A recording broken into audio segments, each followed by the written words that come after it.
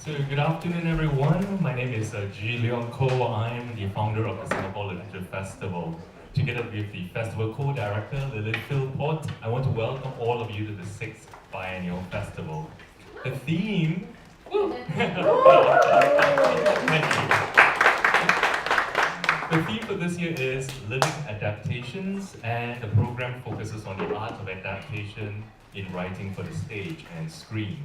We're very, very grateful to the Asian American Writers Workshop, where we are now, for co-presenting the second day of the festival. Now, this afternoon, we have, for our second panel, two amazing filmmakers here to talk about film editing as a form of writing. Unfortunately, our third panelist, Chai Vasarhelyi, is unwell and unable to attend. But first, let me introduce to you our moderator for this panel, Ashish Ravinran. Ashish Ravinran is a Singaporean Indian filmmaker and alum of the Warner Brothers TV Writers Workshop. Ashish started making short films as a history undergrad at Oxford University and then completed his MFA in filmmaking at NYU Tisch School of the Arts. There are alums here in the audience, clearly. He directed and edited the feature documentary Chasing Cricket, about an NYPD-run cricket league for immigrant teens. So please put your hands together to welcome Ashish to the stage. Thank you. So, this panel, Editing as Writing, I'm very excited to moderate because I both work as a screenwriter and an editor. So when I was told this is what the panel would be about, I thought someone was reaching into my mind and trying to, bring out something that I think about on a daily basis, because I often see the overlaps between the two disciplines. Writing is obviously writing words. Editing, I often see as writing using footage, especially with documentaries, which is what I often end up editing. So, just to frame our conversation a little bit, I just wanted to start with a quick question. Who here has been involved in any filmmaking or editing at all? A videographer? Yes, okay, great. Okay, what about like editing Instagram videos, TikTok videos, that sort of thing? Yeah, more people, right, okay. So editing is a funny thing because a lot of people have said that editing is the only aspect of filmmaking that's really unique to cinema. Most other aspects come from other disciplines. So writing, playwriting, acting, music, sound, camera, all of that derive from other disciplines. But editing is really wholly of movies in a way. But it's also quite mysterious. It's one of the lesser understood parts of filmmaking. So today we're going to open the door a little bit to the editing room and see what goes on inside, see how it can be applied to writing, and screenwriting, and also perhaps other forms of writing. So to do that, we have two very talented filmmakers, HE Shuming and Benegal. So how this is going to work, the format is basically, they're both going to tell you a little bit, 10-minute presentation about their work and how they make films. And then we're going to open it up and have a little conversation over here in this kind of living room set, and then with all of you. So let me introduce to you the first panelist. Okay, so first up we have Dave Benegal. Dave Benegal's award-winning debut feature film English August is acknowledged as a landmark film in contemporary Indian cinema. It won the National Award, India's highest award in cinema, was selected for MoMA's New Directors' New Films, and was the first Indian acquisition of 20th Century Fox. And it's currently being restored. His feature road movie was an official selection at Atelier du Cannes, the opening night film at the Berlin Film Festival, and one of the first features to be distributed in the US by Robert De Niro and Jane Rosenthal's Tribeca Films. He's also developing a slate of TV and film projects through his company Mind Studio. Their doc about James Ivory, one half of the legendary filmmaking duo Merchant Ivory, premiered at the Met this Friday to a packed audience, and I think you can go to the Met and watch it for the next few weeks, so I would encourage you to do that. I was there, it was a great screening. So Dave Benegal, please.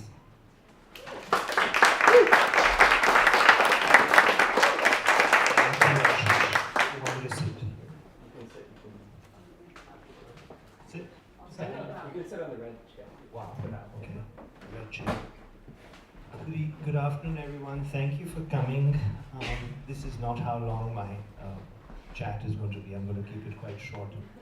I love the panel before this that I was here for, and I thought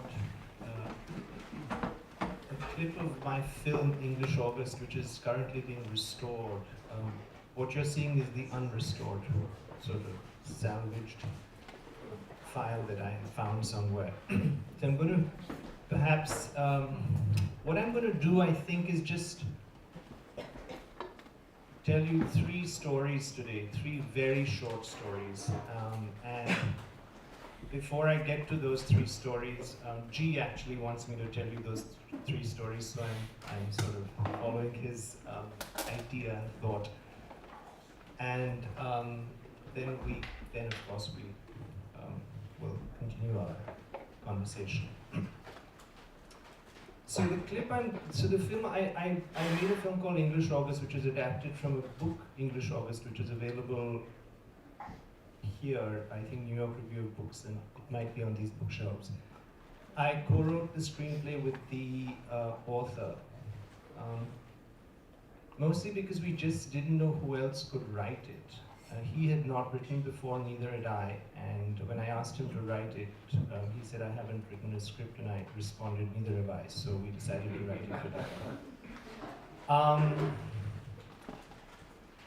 And it's a story of this young man who graduates from college, joins the civil service, is sent out to a small town somewhere in India, and he spends a year there training to become a civil servant, a bureaucrat. And the only friend he makes in that year is a frog that jumps into his bathroom. And most of the year he spends just smoking weed and wanking off. That's the movie. You know.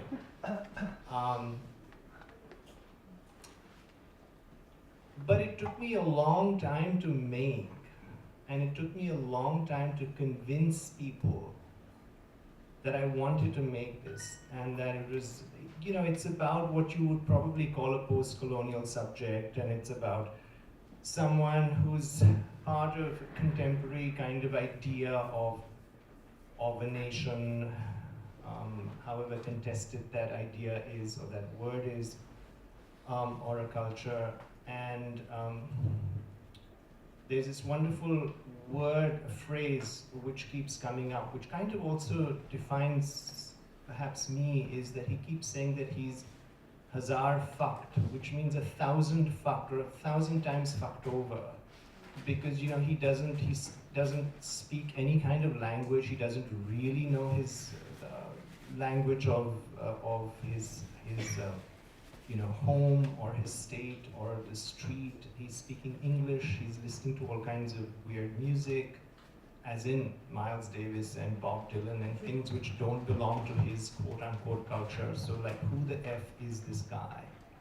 Anyway, I won't ramble on, but let's see the first. There are 3 clips. Let me show you those 3 clips, and then let's dive into this wonderful thing about editing as writing, or editing is writing.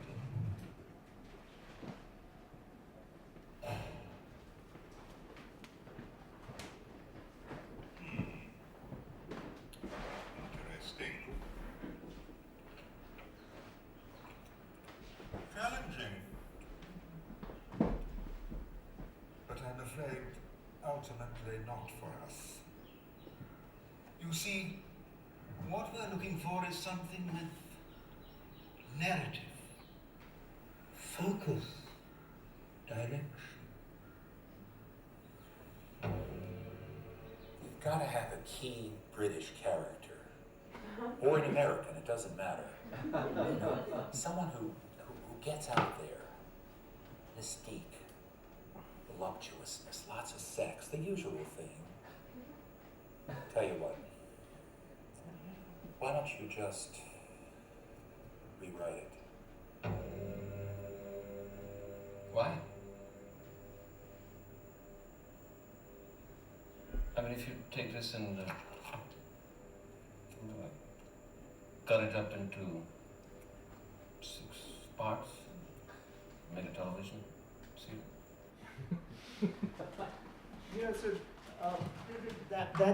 that's how the movie opens, and that really was something I went through. And I have an encyclopedia of rejection slips. It was like at one point, I thought this is never going to happen, and then it fortunately did. And the whole point was that this guy is trying to hawk his manuscript and about his year he spent there, and nobody's interested in that, as they were not interested in my movie. And it's curious. This was made about, I think in 1994, which is like over 30 years ago. I don't find that situation has changed much. It's kind of rather tragic to sort of say that. Let's look at the second and the third clip, perhaps both back to back.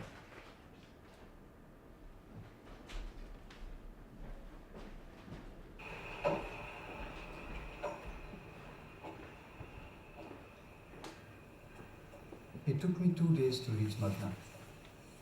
Pultu, my uncle, Ira, and Dhruvo had come to see me off. For most of my journey, I slept or stared at miles and miles of landscape. Familiar, yet unknown. Ira was off to Wisconsin for some Asian studies shit. Dhruvo pulled the right strings to get into Citibank. I gave the civil service exam and got Madna. Neera gave me her usual Marxist line about the bureaucracy. Dhruvo scoffed as well. Baba called from Calcutta to say, good, I'd get to know the country. But then he's an old world bureaucrat, a blend of Marcus Aurelius and the Reader's Digest. Takes life too seriously. Puntu Kaku, well, it was the first time he approved of what I was doing. 1 year in a dot, miles away from anywhere.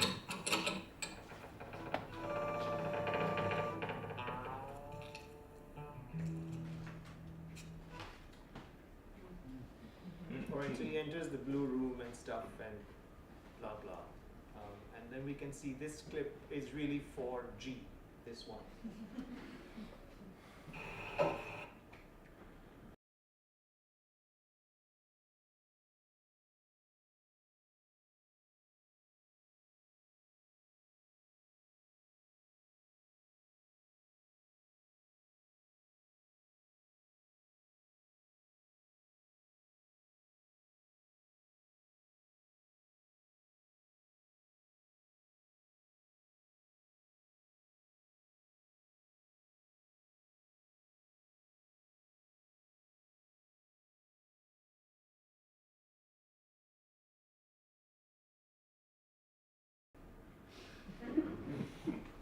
So anyway, that was the film, and it just, the guy reads this, he smokes a joint, and he wanks off, and then he goes to work, and it goes on and on like this for 90 minutes.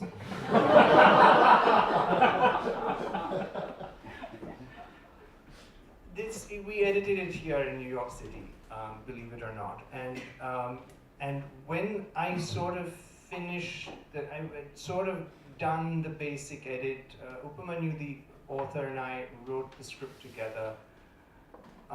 We went out and made the film, and and then when we were editing it, after a point, I asked him to come to see me, to visit me in the edit, and we spent a week together. And on the first day, I was moving, it was on film, and so it's kind of physical, and there were lots of film clips and things. And I was moving things around and rearranging things and moving some scenes and dialogues and doing all of this with him, which I think he found kind of quite tiring, because by the end of the day, he asked me when we were doing this, he said, why on earth did we even write a screenplay? Because we're writing the film right now. And so I remembered that, that stayed with me, and I said, yeah, it's true, because, this is where it's actually being written, in a sense. So when G brought this up, and I met G and Lily, this story came back to me, which takes me to my second story. When I began when I decided to start making films, which I didn't want to do, I wanted to be an architect. But that's a different story. I got this job. Well, I was going to go to film school. There's only one film school in India, and I was told that it's probably going to be on strike. So it's best not to go to film school because, why don't you come and work with some filmmakers? Some filmmakers said, why don't you work with us? And very soon I realized what they were looking for was an unpaid intern. I don't quite know how I had the sort of wherewithal to realize that's not what I wanted to do. And fortunately, I got a job somewhere else with another film company. And I worked on this film, and I did various things because it was not as industrialized as filmmaking is today. And it was more like working with a theater company. You can do everything. And I was essentially sent off with these thick books, which were all the continuity books of what was filmed, etc. And I was told, go, your job is to go now sit with the editor and liaise between the director and the editor, and whatever the director wants, tell the editor, and so on and so forth. So I was pretty young. I was, I think, like 19 or so. And I walk into this director's, the editor's cutting room, and I was late. And so he was quite annoyed. He was a very kind of well-known, respected, award-winning editor, and he was quite annoyed at me. And then he asked me, what do you want, who are you? And I sort of introduced myself. And he said, what do you want to do? And I made the gross mistake of saying, I want to direct. Never ever say that, never ever say that. So he looks at me, and I think there was a little bit of, I was a bit rude perhaps in the way I said it, or my tone was not polite enough. And he looks at me and he points to a chair which is next to him, and he says, sit here for 4 years, and then you learn how to direct. And I actually did that. I actually sat there for 4 years. I had no social life, I had no friends, I had nothing. I would go in the morning and work till really late at night. And then in the 3rd year, he suddenly looks at me and hands me this a marking pen, a soft marker, acrylic marker, which sadly in those days used to be called a China marker. I'm glad they called it the right name now. But and a pair of scissors, and said, all right, cut the film. Where do you want to cut it? And I completely freaked out because, it was not the day of, Command Z or Command Z and multiple undos and stuff like that.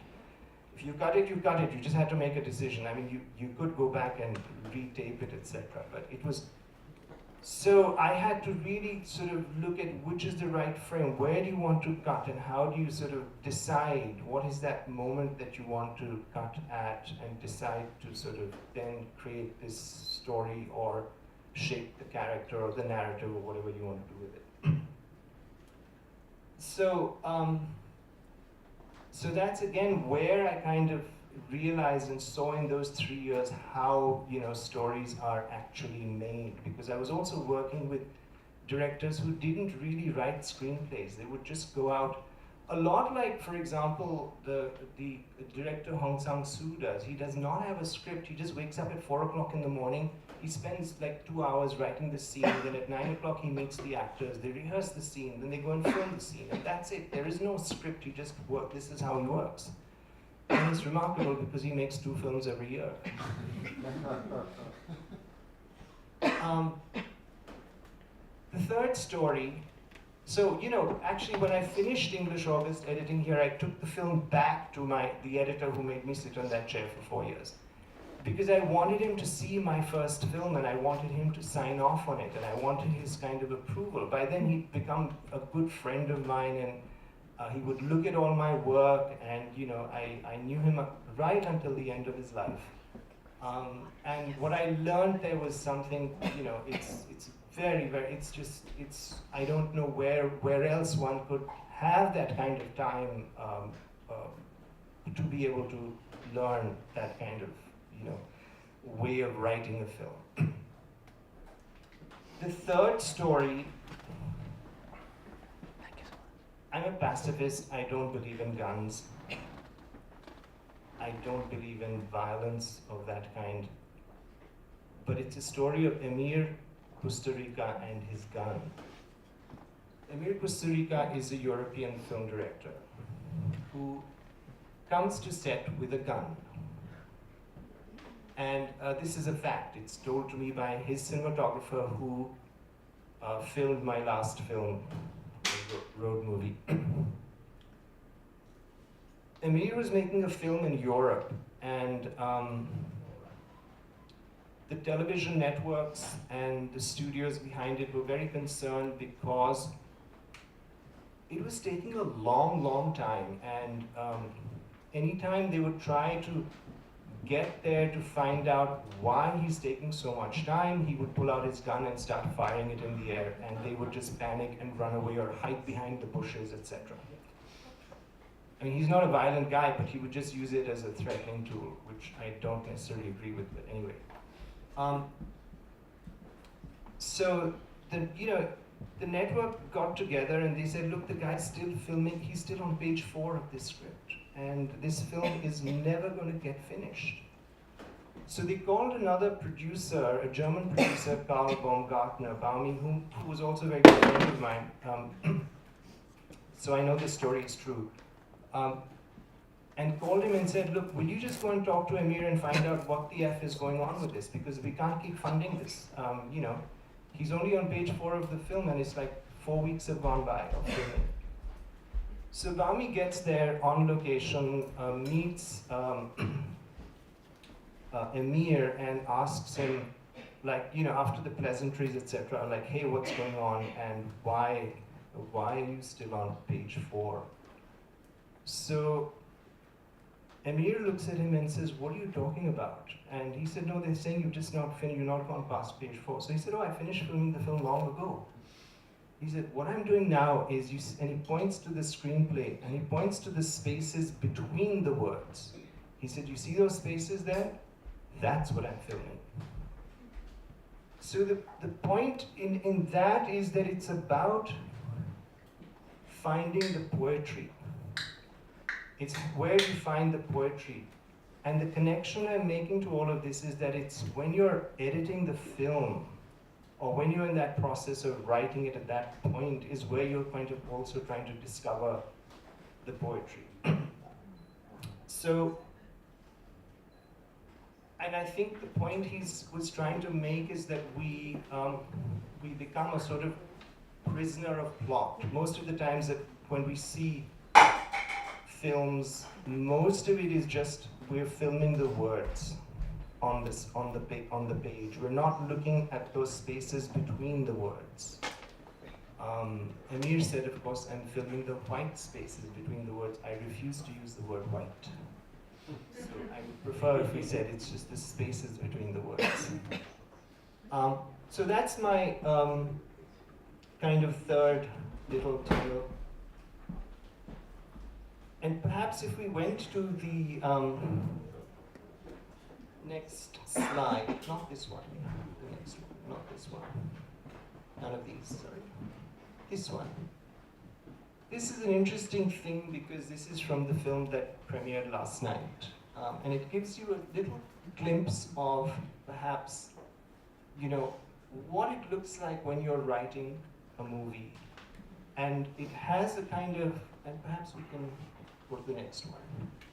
Yeah, that gives you a sense of, this is what the editor Walter Murch calls like the geological layers of a film. It's like, looking at a river, if you look at the Colorado and you see the kind of layers that it has left, the layers of history, or the layers of meaning, or the layers of time. The layers of time is what he really means. And I think that when I talk about poetry and stuff, it's also about editing is discovering it's discovering the feel of the story and not the think of the story. So it's discovering the feel of the thing, what's here.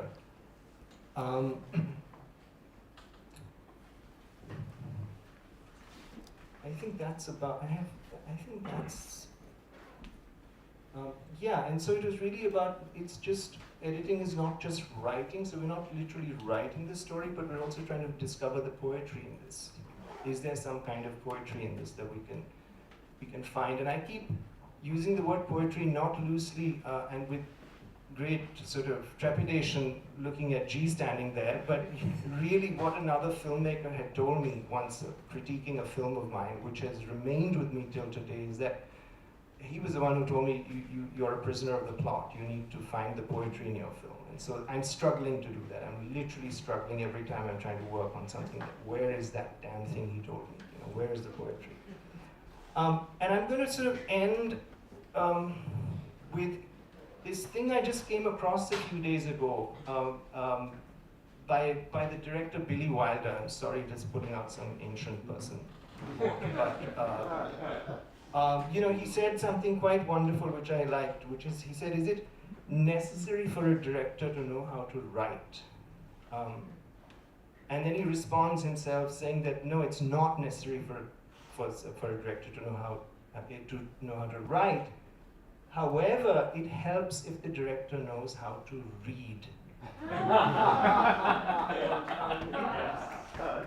And which brings me to the final thing, which is that, you know, editing is not just about writing, but it's also knowing how to read.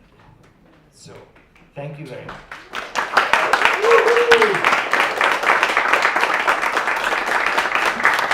Thank you, Dave. A lot to unpack. I'm glad you actually had the editing timeline up there. Not a lot of people see that, so that was fantastic. Okay, we're going to move on swiftly to Shuming. Shuming is a screenwriter and director from Singapore. He was conferred the Young Artist Award in 2019 by the National Arts Council, Singapore's highest artistic accolade.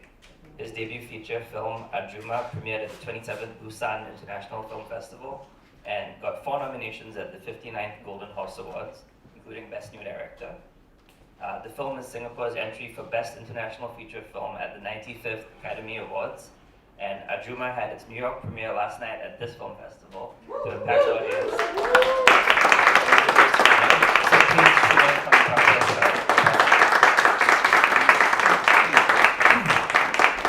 Hi guys, thank you for having me. I mean, what a wonderful introduction to your work, and it got me thinking a lot about editing as a writer and losing yourself in the plot and trying to find poetry in that. Because for me, it was the same thing. It was trying to write a feature, trying to make a feature film it's a marathon, and you oftentimes get lost in the plot, and at the same time there's just so much noise that goes around something like that makes filmmaking such a collaborative art form. But I thought maybe before we go into the conversation, I'll just talk a little bit about my film Ajoomma, and which premiered last night, and if who came for the screening last night. Thank you for coming. Thank you for coming last night, and this would be a nice opportunity to talk through the process a little bit. We have that slide.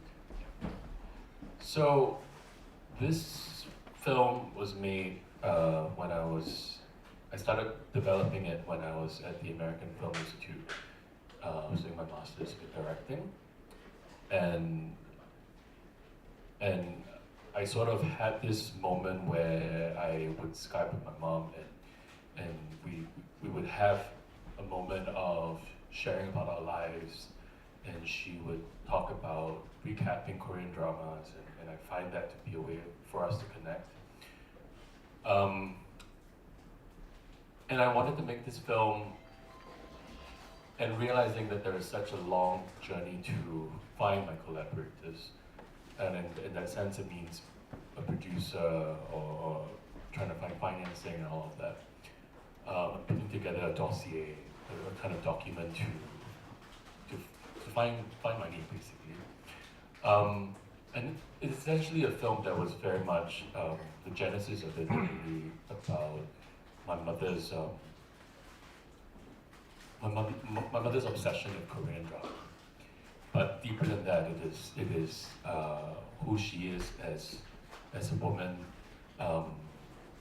and our relationship as she's figuring out a new chapter in her life, and for me to reconcile that with my own journey of wanting to do what I want. So when we had to put the dossier, I had to put together like the visual lookbook. And I got my mom, she's on the left, to pose for the poster that I then pitched to financiers and government bodies to promote the film.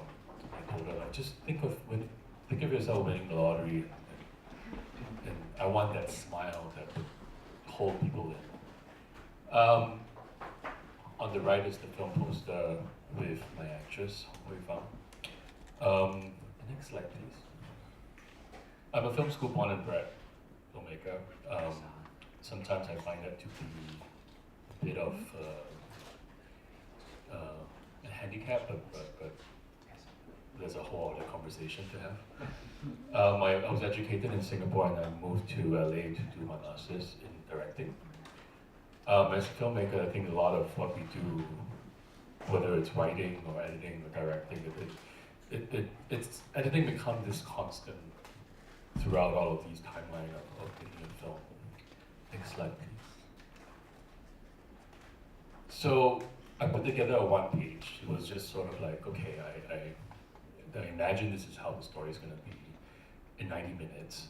And this was the script that I submitted, the one page that I submitted to a film lab in Singapore, where I eventually won a grant to do research to make the film. Next slide. And I took the money, it was $5,000. I signed up for a group tour with a group of Singaporean aunties, and went to Korea.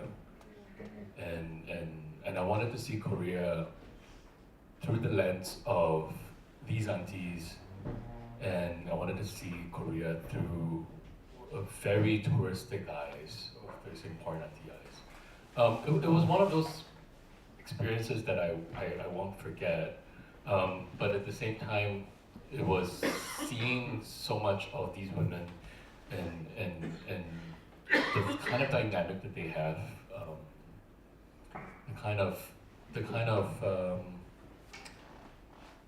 I guess connection they have with each other, but also at the same time I was keenly aware of my presence as a guy in his 30s traveling alone, and I have to kind of explain myself, and, you know, because I can't be like, oh, I'm here to research, guys. I said my mom was supposed to come, and then she couldn't make it, and so I'm here alone. So part of being a filmmaker is also being a bit of a pathological liar on the whim, and yeah, and then it became all these, you know, little requests of, can I introduce you to my daughter? Can I, you know, what do you do? And then once I say I'm a filmmaker, like, oh, okay. Next slide. So then go into writing the script. It took me a while. This was 2016. So just a background on the film, if you haven't seen the film, it's about a Singaporean auntie, a Singaporean middle-aged woman who is obsessed with Korean drama. She joins a group tour to go to Korea and gets lost, and she has to kind of find her way back to rejoin the tour. So it's a bit of a road trip, a road movie where she rediscovers herself in the prime of her life. The film is primarily in Mandarin and Korean. I speak English and Mandarin, I don't speak Korean. And I obviously have to write a lot of scenes that involve Korean characters, and it went through several rounds of translation, both in Mandarin and Korean, which we sent it for translation. And Mandarin I could kind of read and then make notes and make changes. But with Korean, I had to really fully trust the translator to work on the dialogues or work on all these nuances that I wouldn't have any insight into. So there was a lot of trust to my collaborators. Next slide. But the translation, I mean, the editing also continues as I'm writing drafts over drafts and working with actors.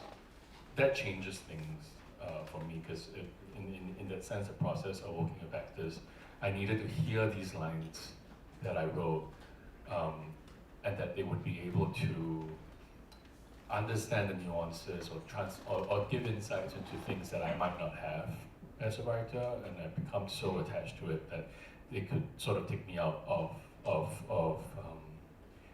provide a bit of distance, I guess. So it was months of working with them to workshop these lines, and so that when we were on set, it's not like Hong Sang-soo where in the morning you write a script and then you go shoot it.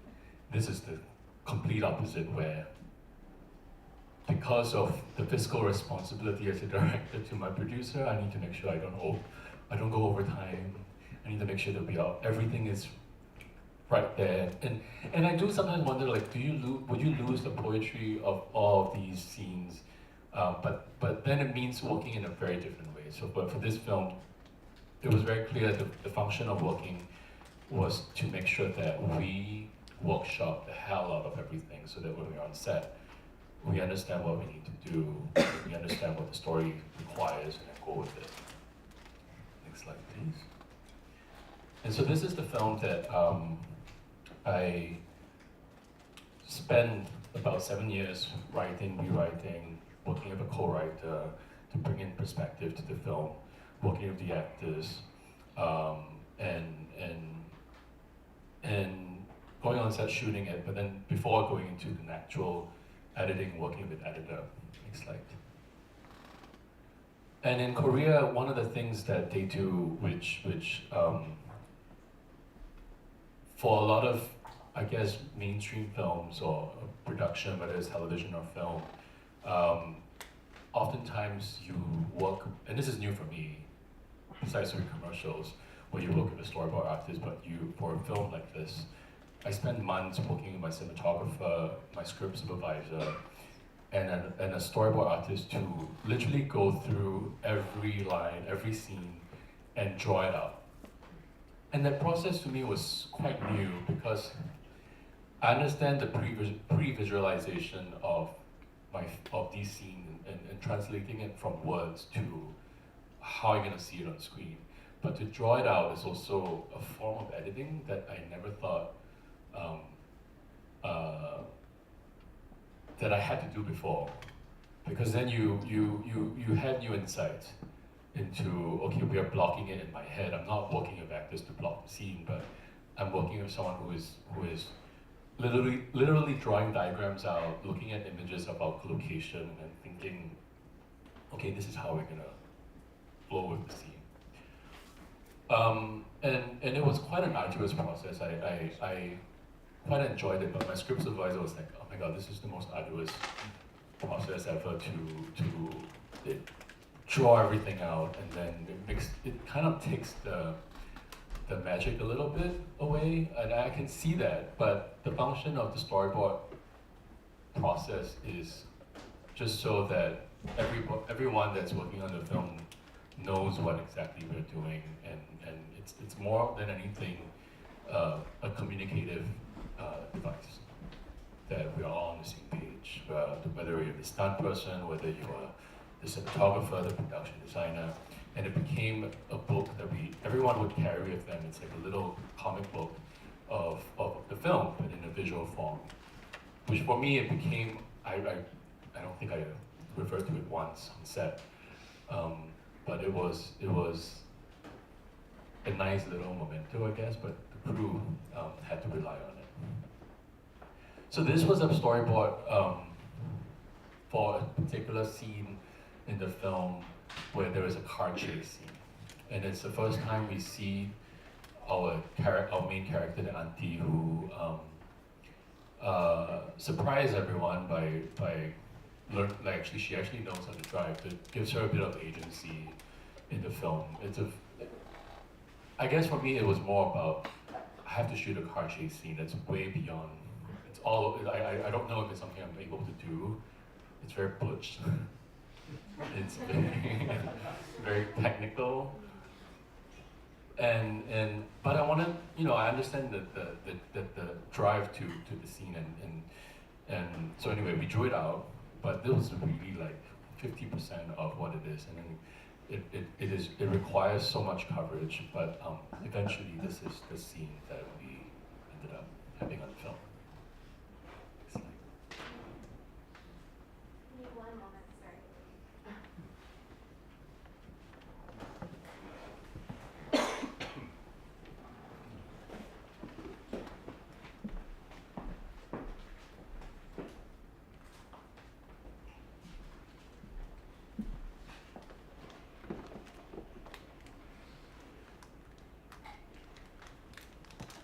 The car chase scene took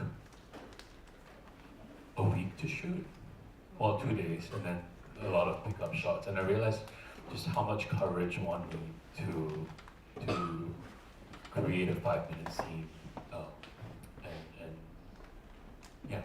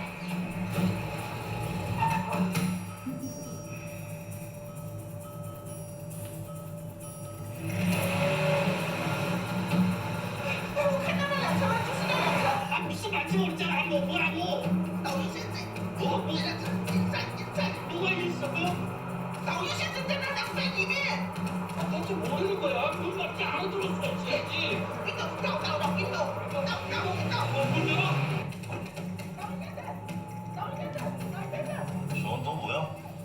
뭐 따라오는데, 씨. 정렬해 봐라. 네? 와 따라오는데. 와요. 야 찾아봐라.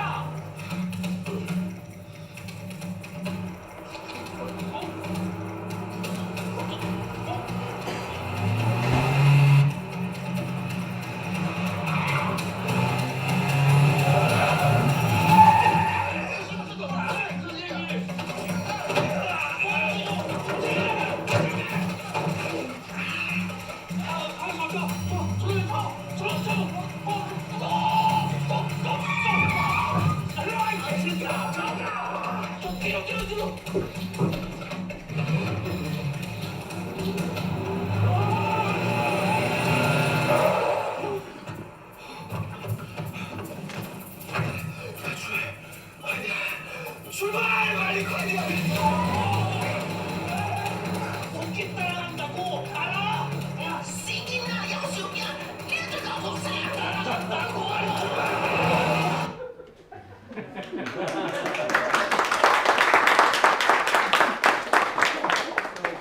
It's the film itself also, I think, earlier there was a conversation that I had about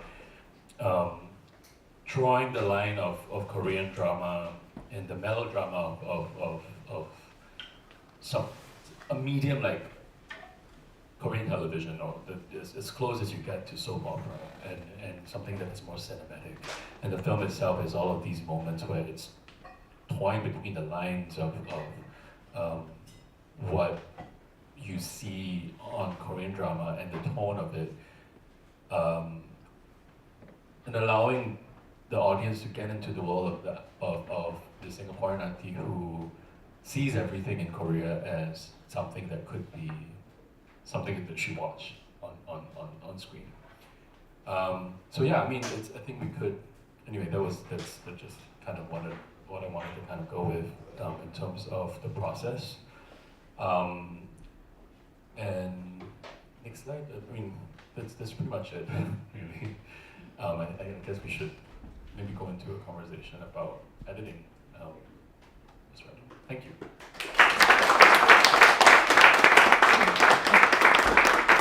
you, Shuming.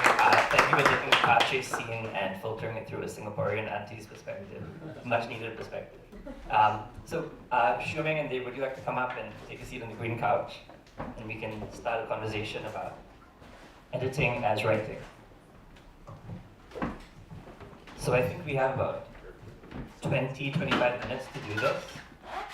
So I'm going to just start with some questions, and if you have questions, start thinking about them. We can open them up to all of you in a while.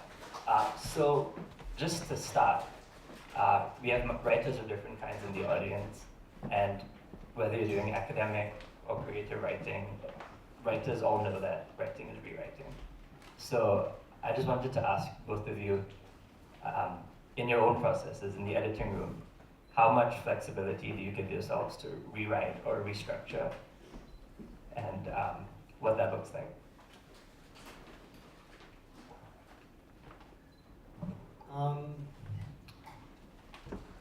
I know it's a bit awkward talking about editing to authors and writers, and I think the whole relationship between authors and editors is kind of quite vexed, at least from what I hear from my author friends, you know.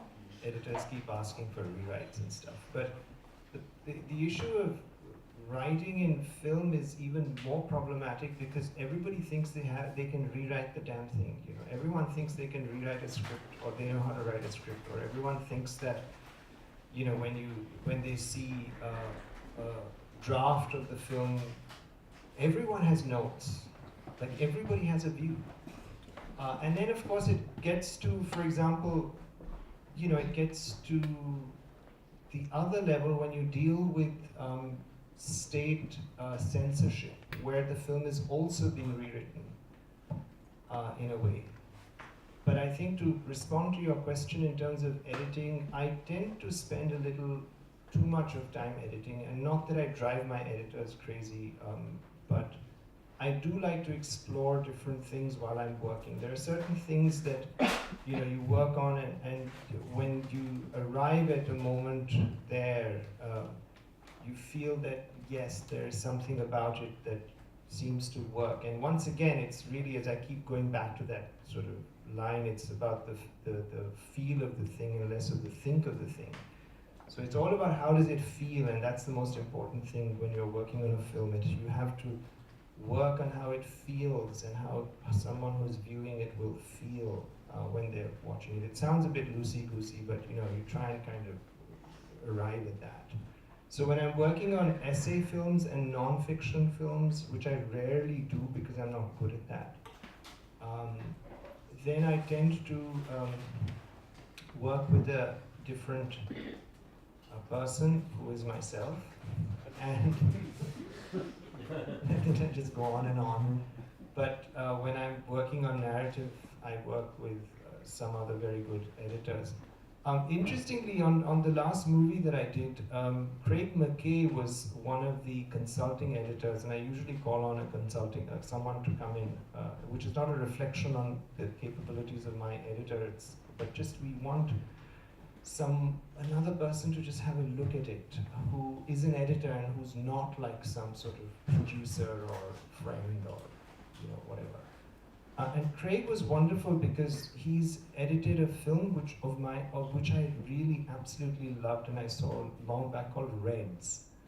And with Warren Beatty, and then he also did Silence of the Lambs, and he's done a whole bunch of films. But he was remarkable because when he came into the editing room, he looked at the film which we had edited, which my editor had edited, and he sat down and started telling us where the first act was. You know, I'd written the script. I don't know where the first act was. I frankly don't know any of that, honestly.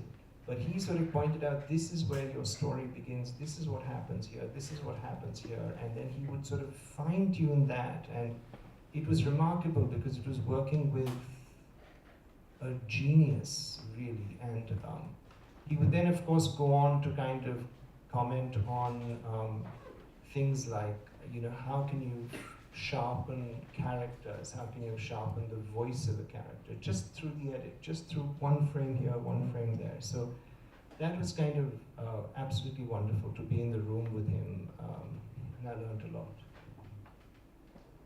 Shuming?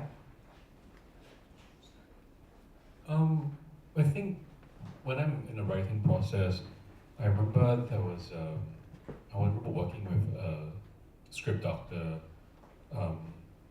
and he brought up this sort of process where it's such a lonely job to be a screenwriter, basically, or a writer-director, where you're alone for a big part of the process. And I sort of keep that quite sacred, where, okay, I'm writing this draft for a while before I kind of decide to open it up to people to read it, because I need fresh perspective, or I need someone to give me some, I've been doing it for so long, I need some distance to it. But that moment, once you open it up, that's it, there's no turning back, you know, and so then these sort of feedback that comes in, for me, it's to think about questions I might have, that how they respond to the script or the draft would then inform myself in my process of, maybe, I guess my instincts were right about certain things, about certain scenes or certain flow of the script. And it goes in the same way with, once I go into all of that, production, and when we go into editing,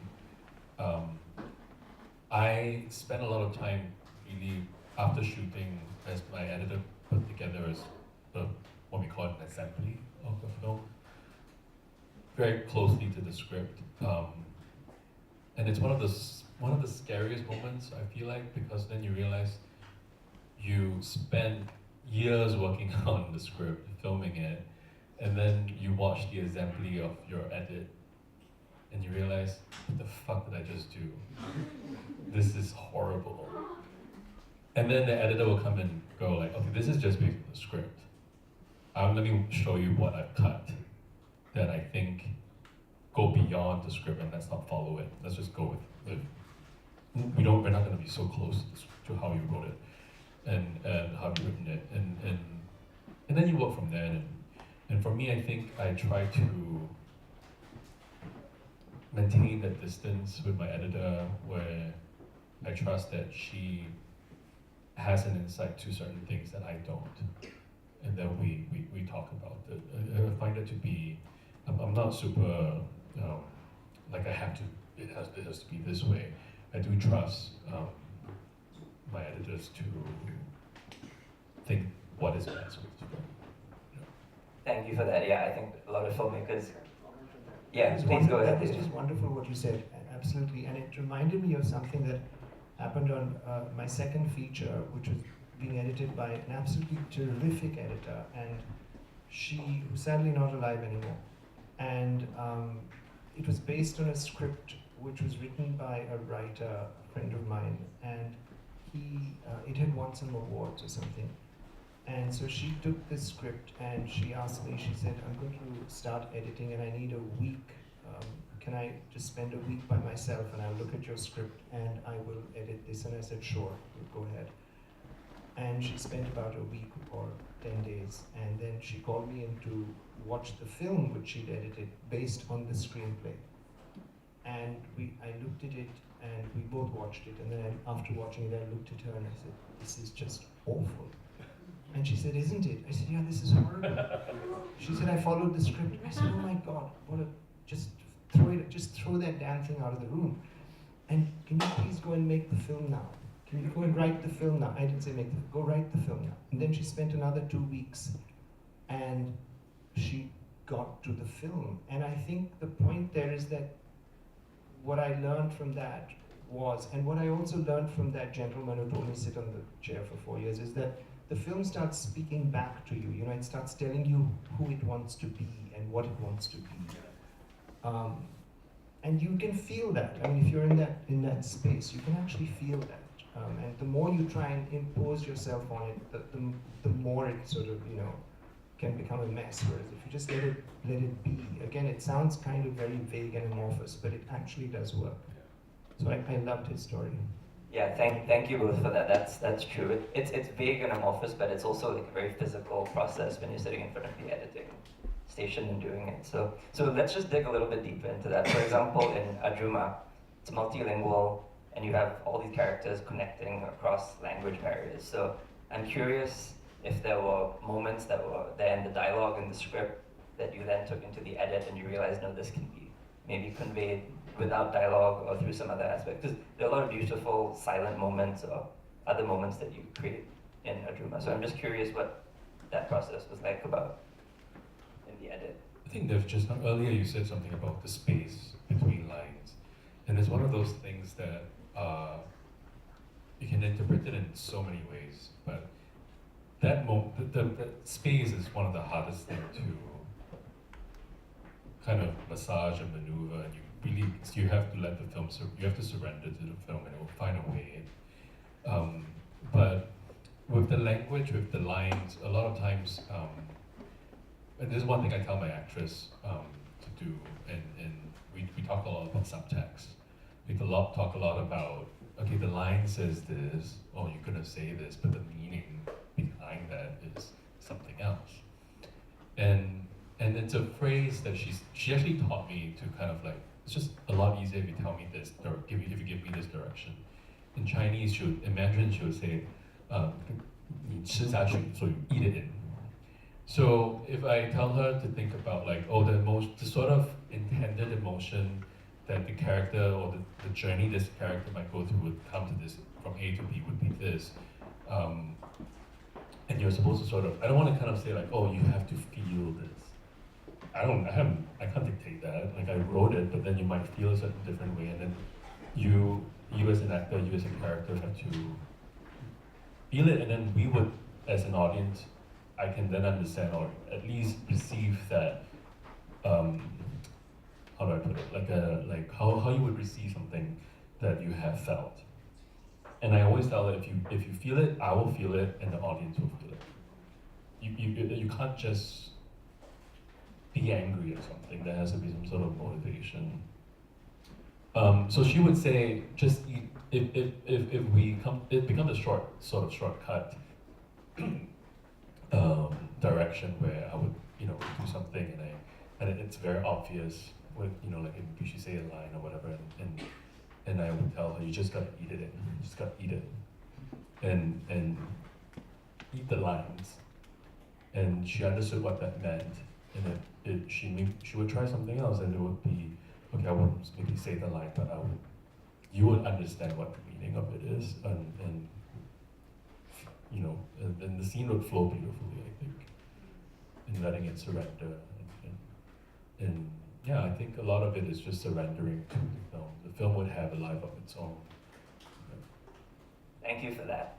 So, okay, moving on to the audience. We're going to open it up to some questions from the audience if people have questions they'd like to talk about or discuss. And we'll have a mic coming around.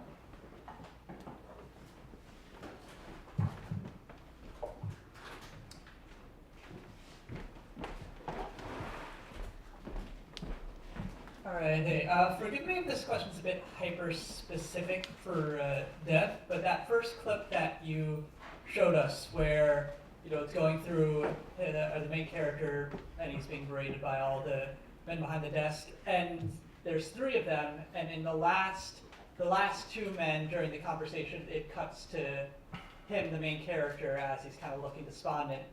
But that doesn't happen with the first guy. Instead, it cuts to like that shot with all the shots of his hand moving forward. And I was really wondering what was the intention behind that choice to do that instead of cutting back to the guy like you would have for the other two. Thank you for that question. And the idea there was that I was, and I still am, being forced to try and tell a story in a simplified, reductive, what they call distilled way, so that some audiences can understand it. And I'm being very ambiguous about some audiences. You know what I mean. Whereas I'm talking about worlds and cultures that I come where we speak at least 3 to 5 languages. I speak 4 languages myself, some of them not very well. But you know, you speak the language of the home, your street, your state, and so on and so forth. We're not bilingual, sometimes we're trilingual, whatever, you know, it is. So the point was that this British guy, who was a British guy from some television network, BBC, who was trying to force me to kind of simplify, because I don't understand your world. I need to understand your world. And I said, no, I need to tell the story the way the character wants to tell the story, and the complexity of his world, the fact that, you know, of what it means to be a post-colonial subject, what it means to be living with all these multiple worlds in your head. You don't even know that, as in the guy who's doing that. So this whole idea of him trying to sort of set this kind of, to straitjacket the narrative, to straitjacket a culture, to straitjacket, you know, people, is what I was trying to kind of sort of counter with that absurd thing of him doing that. So I didn't just want it to be like a simple kind of, you know, back and forth, over the shoulder cut between the guy and his fellow. But eventually you see who this was, the characters. I hope that answers your question. It does, thank you. Thank you.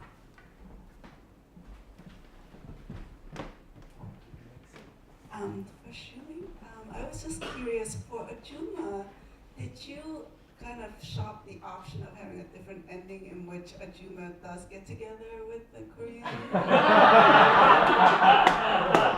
is that too Hollywood? I owe, for every time I get asked that question, I would be a very rich man. No, I get that. I think I wanted to leave it quite open, where you get to decide how you hope that they would eventually have a blossoming friendship or beyond. And I always kind of joke at screenings where I'm like, yeah, it's a setup for a sequel called Ajoomma. To this point of view, and it's about a middle-aged man, you know, coming of age, late coming of age. But in my original script, it was, in my original draft, for a while, it was not so uplifting.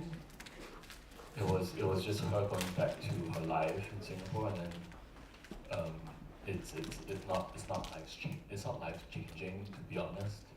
And I wanted it to be kind of like, oh, well, she had this episode that was interesting in that moment, but then when she goes back, that's it. You know, life goes on and there's a routine. So then you get notes from the producers, it's like, oh. You make, you know, people feel a little hopeful, you know. And so that again, it becomes like, I've always, I don't want, in any of my production, it doesn't, I don't, when the time comes, it becomes, when the time of making decision becomes by committee, I think that's when I'll be like, okay, then maybe I should not do this anymore. But you get notes and then you reflect on it and you're like, okay, this is what the film wants. You know? Actually, I wanted to add on about editing where you go through all these processes, and it just reminds me of it changes again when you do subtitles, and it's oh my God, it's such an art form, and for my film, because of the kind of budget that we have, I have to obviously do, me and my producer will do the subtitles, and then we go through different rounds, but it's going with the dialogue and then thinking, okay, how does it sound in English? Because it for a lot of the audience, they're not going to understand Korean or Mandarin, and so what they're relying on is also on what they're reading, and that is in itself another form of editing that's like, that we don't talk a lot enough about. A lot of subtitle professionals who have to do that, and they translate some of the words and make it sound right, because a lot of it is the nuances in the language. And I don't understand a lot of the Koreans. I can kind of get it, but then I have to work with someone who's like, okay, if we translate that nuance of the Korean language into English, it would be this. And the same, for Mandarin, I could maybe, in English, I could kind of like, I understand how I can, okay, this would be the right word to use. That is efficient, that is, more than anything, is efficient, but it's also closest to how the characters are speaking. Anyway, just thought about it before I forget. Thank you. I have a more of a open-ended question for whoever wants to answer it.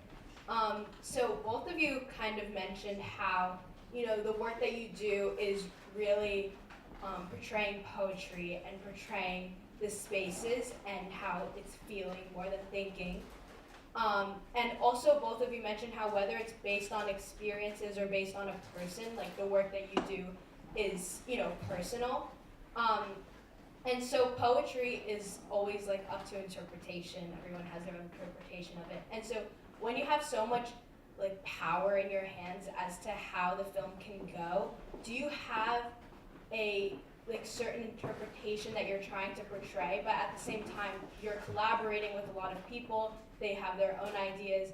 So do you, how does it work in terms of working with other people and how they might kind of shift it so that your work is portrayed in a different way? How do you deal with that, or do you not? I think you should go for that question. So the film is very, at its core, it's about a woman, it's about a mother.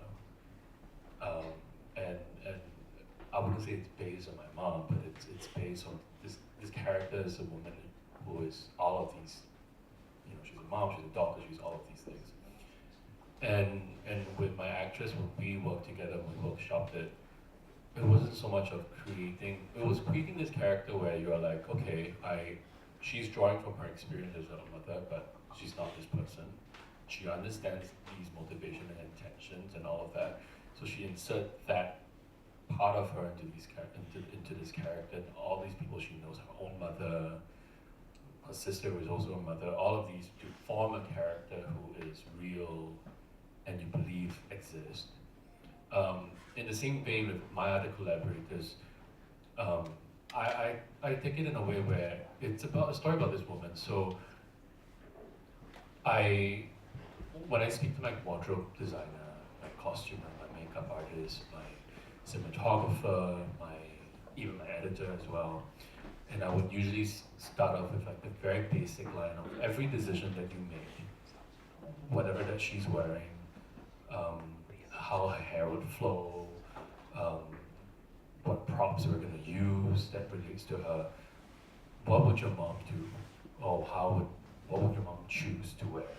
And use that as a way to inform the creative decision that you would make. So then, for me, it's also spreading that ownership of the film to the people I've been working with, where I hope in a sort of naive way that maybe they see their own mothers in it and they have some sort of ownership to it. Because I don't necessarily believe like, yes, I wrote this film, it's a film by HE Shuming, but I don't think I can make this film by myself. It is really such a collaborative art form. that if I have to bring my intentions out, I want to make sure that the people who are working on it understand the poetry of it, interpret it in their own way, and they have their own agency to do that. Thank you. And I think adding to that, which is actually wonderful, that I think it's also very important in this to be able to listen.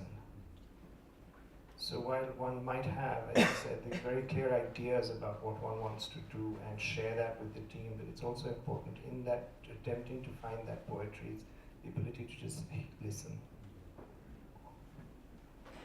I have one final question for us, very quickly for Shuming, because I know we're running out of time. I was told by G that you tricked Yojingo to be in Ajoomma, and I wanted to know if you could quickly tell us that story. Weren't you there at the Q&A last time talking about that? I was, but I don't know if everyone else knows it. It's a good story. If you've seen the film, if you've not seen the film, she watches this Korean drama that stars. I have to write a Korean drama into the film because I have had people who watch the film in festivals where they're like, I don't remember seeing this drama with Yojingu. I'm like, it's not real. It's like, write it, create this drama, and anyway, so Yojingu was he co-starred. He's a very big time Korean actor. Like he's sort of known as Korea's son. He started out his career as a child actor, and he's now this wonderful actor with film and television credentials. He's like an idol almost. And he started with Mr. Jung Da-won, who played the Ajushi in the film, the old middle-aged security guard in the film. And they were in the film, they were in a drama series together with IU.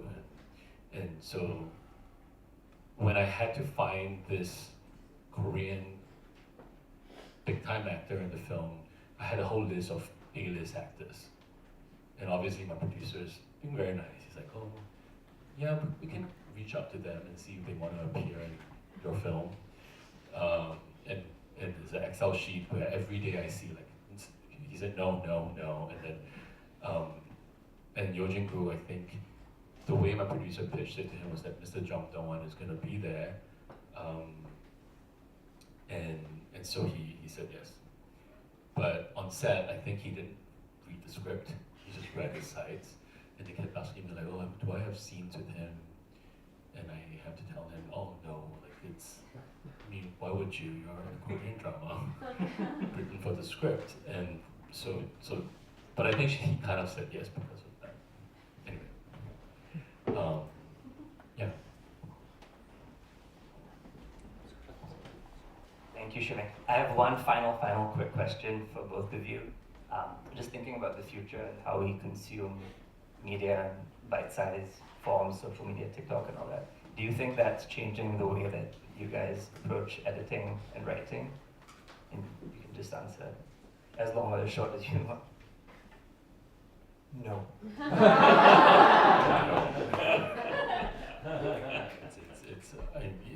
think it's an epidemic. I was reading somewhere that I was very affected by it, where I was reading an article about how college students, I think in the US or I can't remember where it is, but they're having trouble with students who are English literature majors who don't know how to read a novel. And to me that is such a that sentence just sounds like hell. And I do truly believe it's just the way we consume social media. Anyway. With that, I would like to thank David Shuming again.